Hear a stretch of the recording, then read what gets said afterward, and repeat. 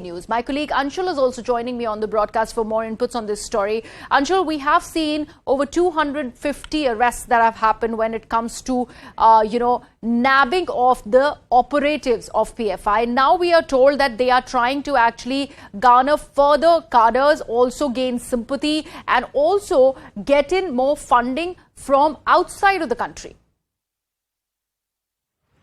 So that's right. This is what sources have been indicating to us since morning.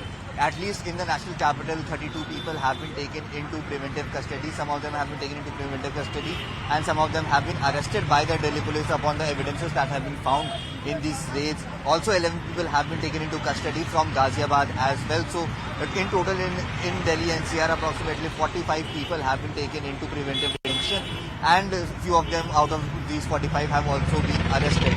Currently, I am standing at Jamia University in Jamia Nagar, and if I could just show you in the visuals over here, the kind of security deployment that has happened, keeping in mind that some sort of protest might erupt from here because the kind of situation that has developed over here since last night. Now remember, the raid started since 4 a.m. this morning. It was at 4 a.m. when the police parties along with the special cell went to places like Shaheen Bagh and Jamia Nagar, from where they have taken many people into detention, and that is the reason why, keeping the security situation in mind, because remember the kind of violence that happened in Kerala on the 22nd of August, where we saw that buses were torched in that ongoing protest when PFI members were raided and taken into custody. Keeping that in mind, the Delhi police has taken this preventive measure, and we are seeing a heavy deployment of police forces. Not only police forces, but paramilitary forces have also been deployed over here just to make sure that any sort of untoward situation that might arise, that could be controlled and be nipped at the bud at the earliest,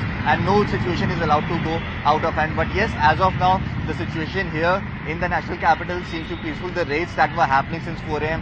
have finished all around the national capital, and there is a meeting that is going to happen between the police commissioner of Delhi along with the DCPs, where they will discuss the arrests that have been made in this entire case till now, and they will come up with a plan to further this. And so yes, it remains to be seen what happens in that meeting, but yes, the Delhi police is absolutely vigilant just to make sure no untoward situation arises. And not only here in Jamia Nagar, but also places in Rohini are there where Section 144 has been imposed. Central Delhi is one place where Section 144 has already been imposed, because remember these raids were also carried out in Central Delhi as well, and a few arrests were made from Central Delhi as well. So yes, Section 144 has been imposed in larger parts of the national capital. Now just the Delhi police is now making sure that no untoward situation arises, and the situation that transpired in Kerala on the 22nd of August, something like that does not happen here in the national capital, and that is why we are seeing such heavy preventive measures being taken by the Delhi police as of now. Right. Anshul, stay on with us. I'm also now joined on the broadcast by our colleague Arunima. Arunima, can this be called, and it's a pointed question there, is this a precursor to a ban on PFI, which is what is eventually being looked at because of the series of raids that continue? This is the second time that these raids are happening now across 8 states in the country.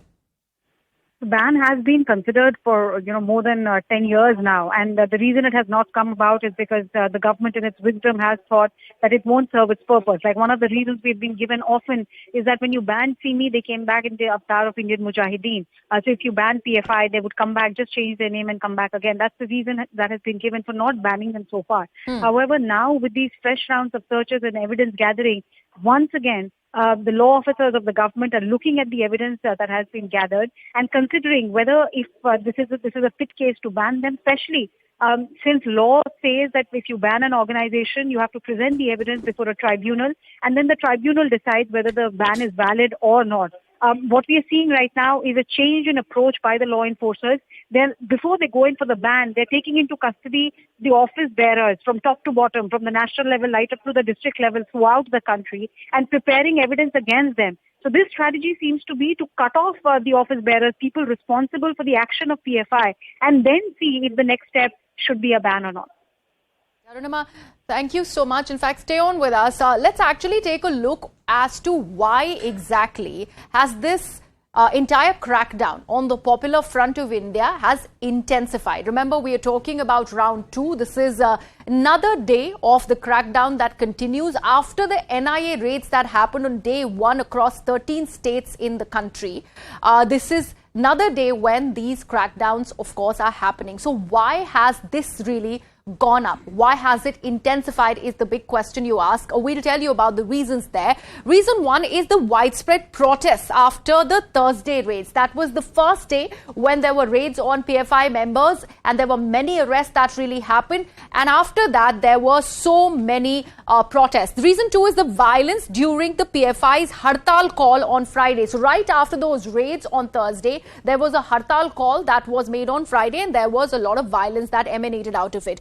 Intel, of course, on PFI has been ascertained about plotting revenge over the arrests. So a revenge plot also has been unearthed. That's also reason number three. Reason number four is that there is ample intel on PFI's plan to target government functionaries. Remember, we've been talking about how PFI leaders plan to attack RSS and BJP functionaries. That's reason number four. Reason number five is that the state of attack on RSS and BJP leaders and homes also have come to light. So that also has been unearthed through intelligence sources. Reason number six is that there has been ample input of PFI activating its overseas wings, like we were talking about, how they are trying to actually go ahead and get in more overseas activation when it comes to the Popular Front of India. Let's actually shift focus